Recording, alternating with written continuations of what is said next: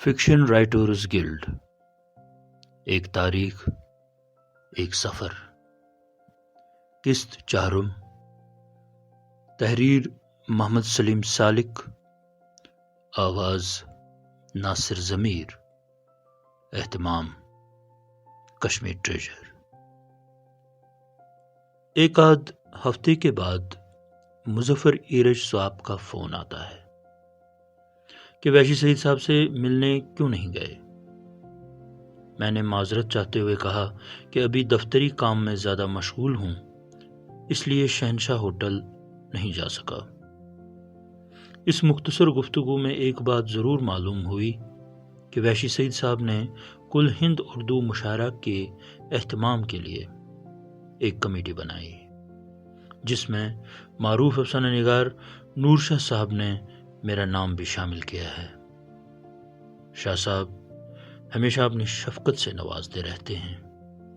یہ ان کی ذاتی کاوشوں کا ہی نتیجہ ہے کہ کشمیر میں نئے لکھنے والے سامنے آ رہے ہیں۔ حال ہی میں ان کی ایک کتاب جموں و کشمیر کے اردو افسانہ نگار منظر عام پر آ چکی ہے، جس میں پریم ناتھ پردیسی سے لے کر ناصر ضمیر تک کے اردو افسانہ نگاروں کے متعلق نہایت ہی جامع انداز میں لکھا گیا ہے۔ اب میرے لیے یہ دوہری آزمائش تھی کہ ایک طرف مشورہ میں یہ طے ہوا تھا کہ میں شہنشاہ ہوٹل نہ جاؤں، اور دوسری طرف مجھے کل ہند اردو مشاعرہ کی استقبالیہ کمیٹی میں بھی رکھا گیا تھا۔ ابھی میں اس کشمکش میں مبتلا تھا کہ غلام نبی شاہد صاحب بنفس نفیس میرے سامنے نمودار ہو گئے۔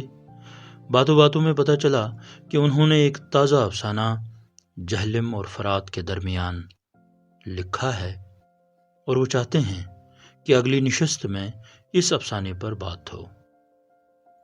میں نے اس بات میں سر ہلاتے ہوئے کہا، اچھا مشورہ ہے، ساتھ ہی کل ہند اردو مشاعرہ کی استقبالیہ کمیٹی کی بات بھی سنائی۔ شاہد صاحب نے حسب سابق بڑے غور و فکر کرنے کے بعد کہا کہ اس میں کوئی مذائقہ نہیں کہ تم مشاعرے کے سلسلے میں سعید صاحب سے ملو، تاکہ ہمیں بھی پتہ چلے کہ ان کا مزاج کیسا ہے۔ باقی ہمیں شاعری کو چھوڑ کر صرف فکشن کے متعلق ہی سوچنا پڑے گا۔ مشاعرہ منعقد کرنے کے لیے کئی ادبی ادارے موجود ہیں، لیکن فکشن نگاروں کو کوئی نہیں پوچھتا۔